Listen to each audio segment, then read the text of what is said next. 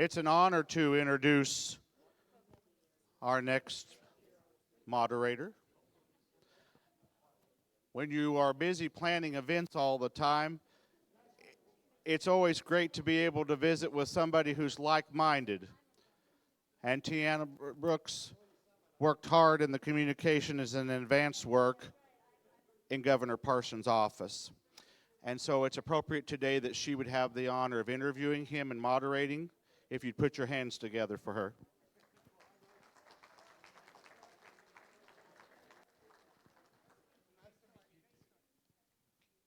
Thank you, everyone, for having us out today. We're excited to be here for the Cherry Blossom Festival. And so I guess this is where I get to call my boss, my past boss, up to this stage. Are you going to introduce him? Go ahead. So I'm here today with former Governor Parsons' book, No Turning Back. And so I had the honor of being able to serve on his communications team. I started Southwest Missouri in the Springfield office and then made my way up to Jeff City. So we've heard him talk about this a little bit over some time, and we're going to sit and visit. Are you okay with this? Okay. You know too much about me already, so it's kind of a little dangerous here. You can see I have my Post-it notes in here, some of my favorite things in the governor's book. There are a lot of pictures, so those of you that like pictures, he talks a little bit about how many pictures are in it. Let's start a little bit about your Hickory County days. Maybe some boys will be boys. Tell us a little bit about how it started in Wheatland, Missouri. Oh, my. Okay. First of all, Tiana, thank you. Good to see you. I know she got a quick introduction, and I was talking, as she's used to that.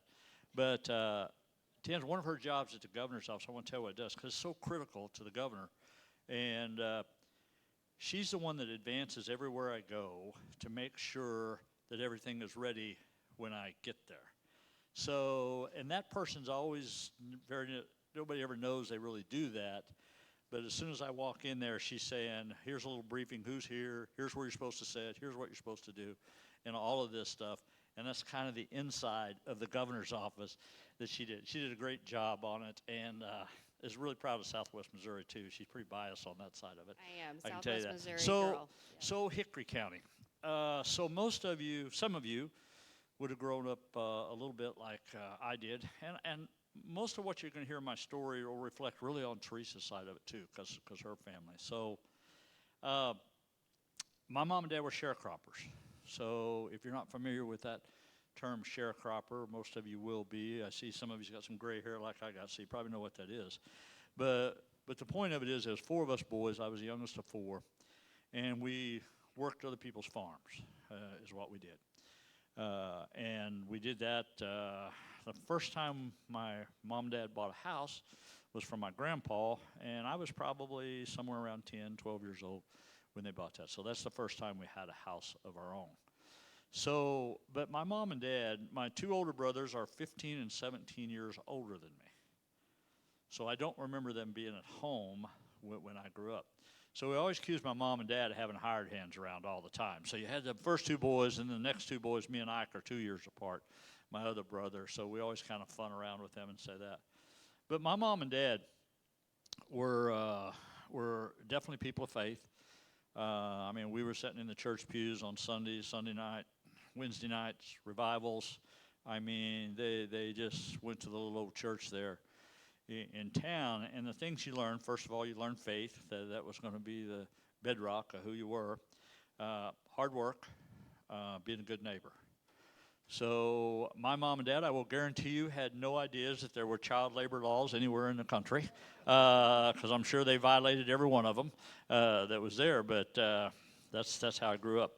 We went to the grocery store once a month to buy necessities. Most everything we did, milk cows, hogs, chickens, and a big garden. And when I say a big garden, for most of you, that's how you survived back in the day. So in the world of material things, we had very little growing up. And Teresa's folks were kind of in the same way that my mom and dad was. But I will tell you, we had everything. We helped neighbors out. You didn't hire to do anything when people needed help or people were a little short on food or something. Everybody just kind of chipped in and helped each other. So that's kind of the environment I grew up in. I went to a little old school. I always joke around. If you go to St. Louis, some of the stuff you'll get to read in the book, if I can sell you on the book later on, you'll have to get some book to finish out some stories, because I will tell you another little story. When you go to St. Louis, it's a big deal where you graduate in your class. Like if you're in the top 10 of Ladue or Kirkwood or something, it's a big deal. So if you go to St. Louis and you're around all these people sometimes, I was at a Cardinal ball game one time, and everybody's going around the room and says, hey, where'd you graduate? Well, where'd you graduate in your class, you know? And I knew sooner or later they was going to get to the governor, right? So they come over to me and said, hey, Governor, where'd you graduate? Wheatland High School. And, you know, you get that look like, well, where heck's Wheatland High School at? And they said, and I said, well, I was in my top 10. I said there was 12 of us. One of them dropped out, and one of them moved out, so I was in the top 10. So let's watch the ball game to do that. So, but I will tell you, that's the kind of environment I grew up in. When I went to school, I wasn't a good student. So I got to give you the family pedigree here. My dad was a deacon. My oldest brother's a preacher. The next brother was a deacon. The brother right at 2 years older than me is just the nicest guy you ever want to meet. Then come little Mikey. And I just went down a wrong road. When I was about 13, 14 years old, I got to hanging around with wrong people, doing a lot of things that I hurt my family, got in a little trouble. Was there a scar around a Coca-Cola bottle? Yeah, well, that's the most, she's talking about a little scar on my face where I decided to throw a bottle out of a truck one time. That wasn't one of my brighter ideas when you're a kid. But the point I say that because there was some question when we wrote the book, do you really want to put that stuff in there? Do you really want to put in that you had troubles? That I was actually on probation as a juvenile. I always say that's how my law enforcement career started, was back then, in the back seat of a car, not the front seat. But I learned a lot during that time. And when I say I got in trouble, now here's the thing. You got to kind of buy the book to find out what it was to be able to do it. But thank goodness it's a closed record, so you don't get to see it anyhow. But it was nothing terribly bad. It was just silliness as a young teenager, and I made a lot of mistakes. So that was kind of my beginning in Hickory County. But I had teachers in school that helped me get through school. I said I wasn't a very good student, and if it hadn't been for a couple of teachers, I don't know where I would have been, but they had enough time to twist my ear and pull my hair a little bit and say I want to learn a little something. So that's kind of how my younger days were in Wheatland. So then, talk us through your military service. So yeah, I went in the military service. I was 19 years old. I worked in gas stations, turned wrenches, pumped gas, fixed tires, and still helped on a farm, doing everything you had to do there. I'd buck bales of a night trying to make a little money at the time. And I think one time, when I was working in gas stations back then, I was making about $2 an hour, and I thought I was just hit the mother load. You know, I was making good money and didn't know I was sending hot rod cars and all that stuff. But that wasn't where life wasn't heading in the right direction for me, so I decided to join the Army. So my uncle was a World War II veteran. He was the only one in my family that served. And he actually had 3 Purple Hearts. I do remember that. And some different things that he did when he was in there. But he was one of those guys, if you know, he never talked about the war. He just didn't.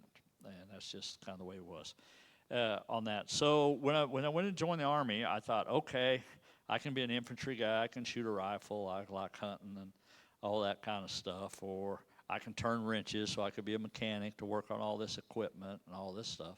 So I thought I did have some options.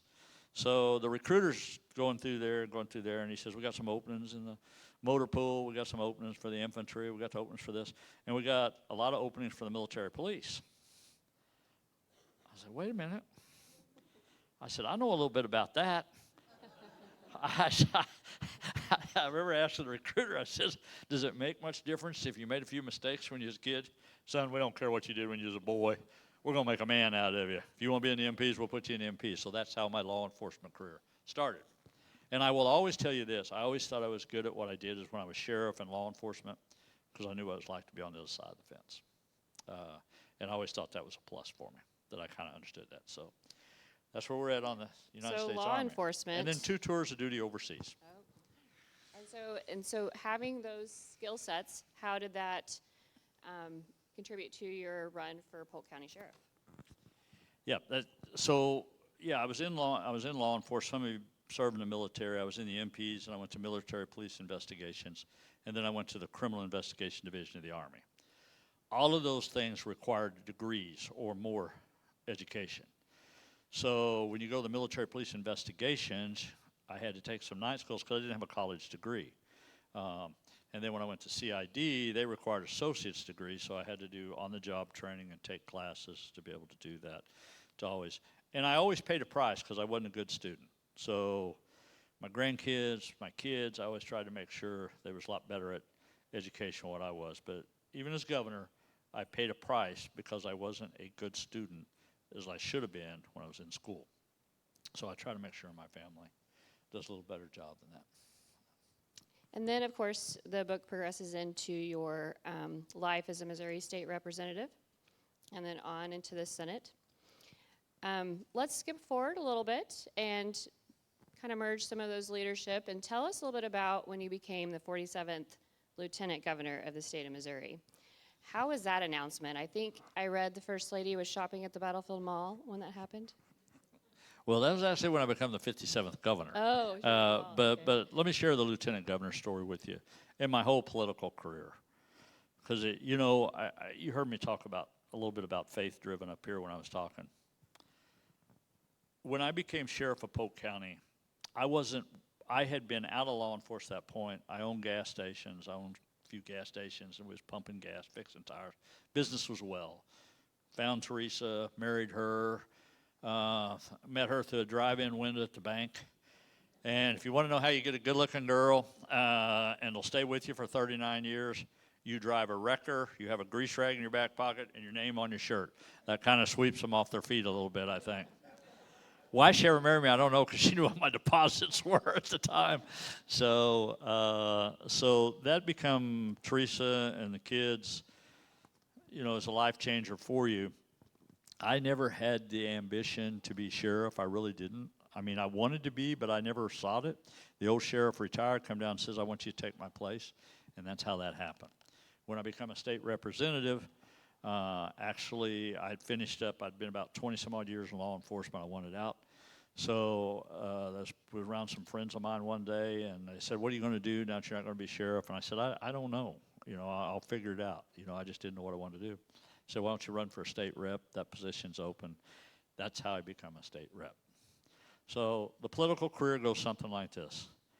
A state representative has an 8-year term with term limits, right?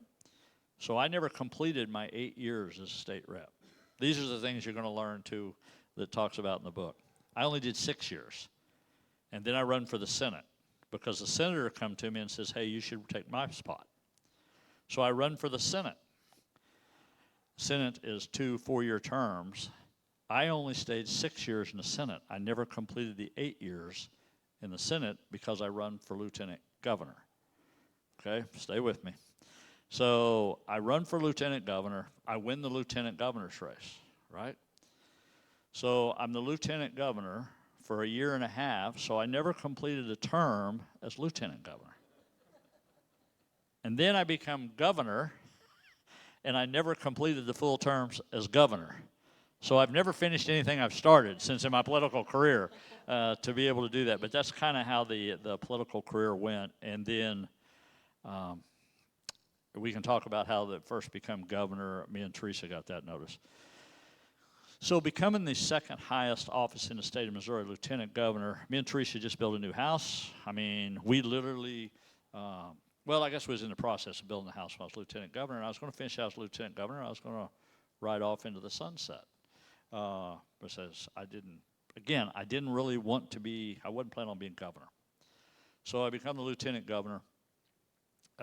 We knew there's a lot of chaos in the state, like all of you did at the time, of all the different things were happening. But you never really think these things are going to kind of happen. So anyhow, the day I got the call, Teresa was shopping. She was shopping in Springfield for, I think, shoes or something. She was up there. I was actually sorting cattle. I don't know why that becomes such a big news story, but everybody wanted to know what kind of cows I was sorting and what I was doing. And it's like, you people don't even know the difference between a steer and a heifer, so leave me alone. So anyhow, I'm doing that. So I get the call from the colonel of the Highway Patrol. It's again, a lot of this stuff's in the books, the inside details, but who notifies you and what happens from that moment on. So basically, once they call you, you go under protection at that point. So you have security at that point. And then I remember the colonel asking, says, hey, do you want us to send somebody down there now to send somebody over to your farm?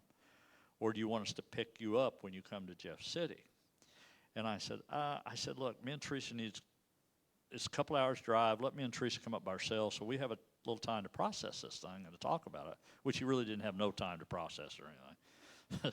But I remember calling Teresa and I said, hey, you need to come home. Why? You know, and I said, well, you just need to come home. There's something I got to tell you. I said, we're going to have to go to Jeff City. She goes, you're kidding. I said, no, I'm not kidding. I said, we got to go. So she says, okay. I'm gonna finish shopping and I'll be home. So I could tell she was a little rattled. So she comes home, she didn't have anything. So I said, I thought she was gonna buy a pair of shoes. She said, I couldn't even think about shoes after you called and told me what you told me. So we made a 2-hour ride to Jeff City to really changed our lives totally from that day forward. So that's how I got to Jeff City, to the governor's office that day. Well, and then you gave just a very, very powerful message that day to Missourians. It talks about how Supreme Court Judge Mary Rhodes Russell presided over that day, and just a very detailed, emotional feeling that you had there in the Capitol. And we need to take a step back. When you were there for Lieutenant Governor, you had just a big surgery just before you went up for Lieutenant Governor. And so even just the Capitol steps that day, right? I mean, as far as just the energy behind that. So I don't know how many were aware of that, but once I got elected lieutenant governor, I wasn't feeling too good. And Teresa's the one that, typical good wife, made me go to the doctor. Of course, like I'm a typical good guy, so I'm fine, I'll be all right. But I thought I'd been on a campaign trail, I'd gained a little weight. I thought, okay, I'm just tired, I'm wore out. So yeah, I went to a doctor, and to speed the story up, I go in there like on the 23rd of December, go in there for do a stress test and do a few things like that. And leave the hospital. I go home that night. I'm taking my granddaughter to a movie. We're getting ready to take her to a movie. I got a call from my doctor, and he says, hey, you need to come back in the morning. We need to run a few more tests. There's a few things in there we've seen we didn't like. He said, you may have to do an angiogram. I said, okay, that's not a big deal. That's kind of outpatient stuff. So the next morning I go in there, they do a little bit more tests, take Teresa off to the side, talk to her for a little bit, and then they come back and says, look, you got to go have open heart surgery. You've got 5 blockages. And they were all in the 90 category. The Widowmaker had veins growing around it, and some of you may be familiar with some of these stories I'm telling. But look, I'm a country kid. I thought 3 was bad. I didn't even know you could have 5. And anyhow, so on Christmas Eve, I was in the hospital and having open heart surgery, and to be able to do that. So about 9-10 days later, I was being sworn in as lieutenant governor. And I remember thinking, can I do this and all this stuff? But we did. We went there. I walked down the steps of the Capitol to be sworn in because I thought, dang, I did a lot of work here. If I can survive. Doctor said, yeah, you can do it if you feel like doing it. But I didn't feel like going back up, I can tell you that. I took an easy route away, but that's how, when I become lieutenant governor, that's when I took the oath. Had my son and my daughter on both sides of me, and I says, they were walking with me and Teresa. I said, whatever you do not let me fall in front of all these people out there. So that's how that took place. Yeah, so, but I feel great. It was the best thing that ever happened. It was a wake-up call for me and for all of you that's had a little health issues, I think you'll understand what I'm saying about this. You always think it's going to happen to somebody else until it happens to you or someone in your family pretty close by. And the reality of it is you'll find out that you'll appreciate life a lot more. I don't want anybody to have to go through that, but you'll understand how blessed you are. So whenever you took the oath of office, you talked about how important it was during this time of your leadership for Missouri to come together. And so do you want to share a little bit about just some of these success stories on how you led for years as far as to ensure that that's exactly what happened? Missourians came together. Well, first of all, when I was overseas for 2 tours of duty, when I come back and I stepped on the tarmac in Springfield, when I come back home, I said I would never leave this state again. I had great experiences in the military, but I says, this is home. And I love this state. I truly do. I love that old simple life in Hickory County and love the life I had. And there's just so many people I loved about the state. So when everything took place that day or in those first few days, well, and just some of the things we had to go through just administratively wise, but let me get to the point at hand. I wanted the state to do well. And I'd been around long enough that I knew, the political hot button issues. I knew the social issues and all the different things that are in the news sometimes and all that. But the reality was I was given an opportunity and I believe a purpose when I became governor to how do you just make the state better? How do you stay away from all the political issues? Still maintain your integrity and your faith, but what is it really drives the state? What is it that's going to make a difference to my grandkids and my kids, your grandkids and my kids? And you really come down to 2 basic things outside of the social side of it. You need the infrastructure in place. So you need roads, you need highways, you need bridges, you need good schools, you need good places to go. Second of all, people want to feel safe when they leave their homes. And all of us is very fortunate where we live because most of the time we do. But when you walk out the door, you want your wife or you want your kids, you want to feel like they're going to be okay going somewhere. So safety was the number 1 issue. And the number 3 thing was it was all about jobs. How do you give people jobs in Missouri to stay in Missouri? And so we set out to make infrastructure and workforce development our 2 priorities as the governor's office. I put politics to the side somewhat and just stayed focused on those issues. And, never lost my direction of who I was and what I believed in. But look, I got an opportunity of a lifetime because, I'll be honest with you, I didn't run to be governor at that time, and I didn't promise nobody nothing.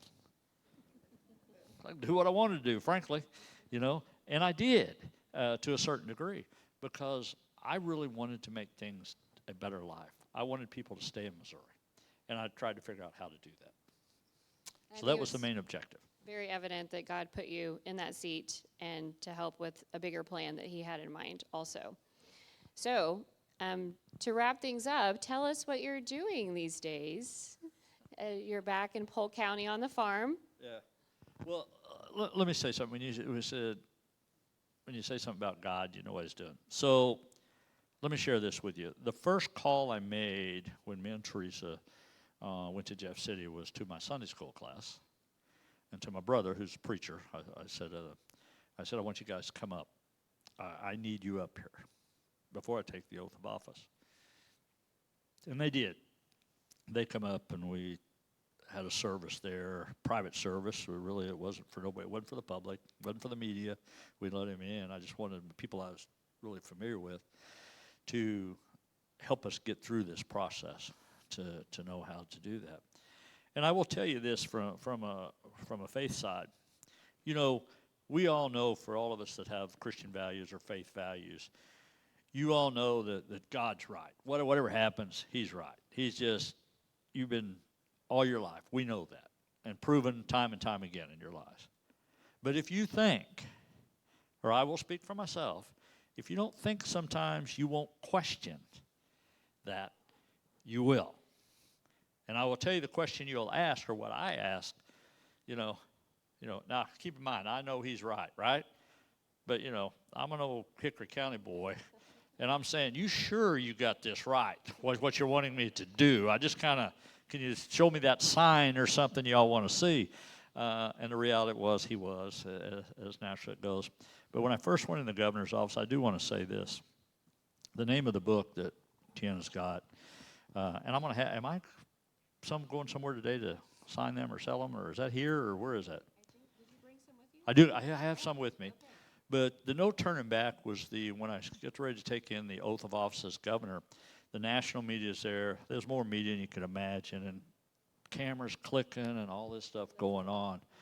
And I'm behind these two doors getting ready to walk out there. And I'll tell you, I was a nervous wreck. I was scared to death, but I was trying to be calm and collective and walk out there because I knew I had to be strong. You had to put the example that we're okay in Missouri and all this stuff, and that was my duty. But I remember one of my staff was standing there at the door, and they says, well, Governor, what are you going to do now? I said, I don't know, but there's no turning back from this point on. So that's the book that comes. I do want to make this echo about the book because all the proceeds from the book go to Teresa's foundation. She has a non-for-profit foundation to help kids, whether in kids in needs, disabilities, whatever, but every penny goes to that foundation. There's no cost out of it or anything like that. Every penny of it goes, nothing of it goes to me or her. So kind of wrapping things up, I guess, Tiana. I can't leave here without talking a little bit just about the people I had around me, my staff. I had some of the most talented people you could imagine that was around me every day helping me be successful.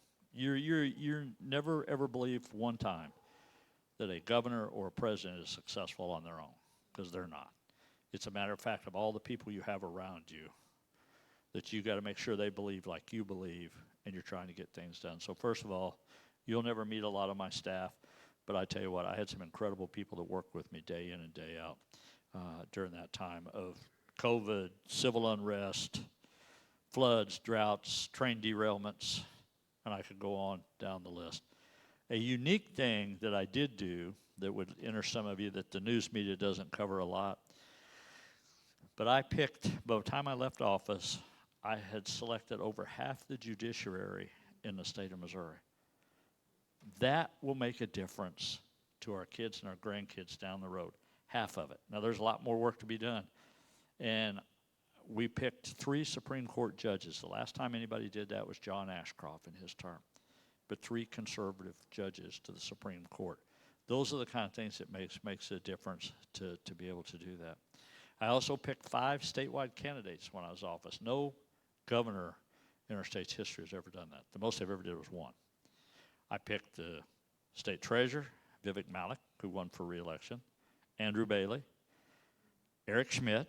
I moved him from treasurer to attorney general, Scott Fitzpatrick, who is now the state auditor, and I'm leaving out one. There was 5 of them. Who am I leaving out? Oh, the governor. Please tell him I forgot to leave him out there. But I put him as lieutenant governor when I became governor. But no governor had ever did that. So all of these things that occurred during that crazy time that you thought of. But to finish up, the books are $30 a piece. I've got some outside. If you want, I'll sign some of them. We can do that here if you like. They're what? She says 25 today is a special. Okay. So you get 1 for 25 or 2 for 50? How about that? So I've got some out in the car. I'll get somebody to go out there and we'll pick them up here. I meant to bring them in, but I wasn't sure where the signing was going to take place. But let me finish up by saying this. It was one of the highest honors me and Teresa ever had, being the governor and first lady. I mean, outside of our faith and outside of our family. My love for this state hasn't changed one bit. You know, it just really hasn't. I think the vast majority of people in Missouri, I know for a fact, are good people. It's just this small minority of crazies out here that you hear yapping all the time, and they're on social media, and the media, the way the media is just so biased towards people like us, is what's wrong with this. But all we got to do is keep the faith, keep believing what you believe, and that's what I did for 6.5 years. And I come home now, and people ask me what I'm doing now. Nothing. What building a chicken coop? If you want to know what I've been doing here lately, I haven't been out too much. The only thing I do plan on doing in the future is I'm going to probably travel around the state a little bit to some of the churches. And the only thing that I have on my agenda, I just want to tell them how important prayer was and how important faith was to me during my time as governor. So if you ever want me to do that and I can work it in or something, I'll be glad to do it. I don't care whether it's a small church or a big church.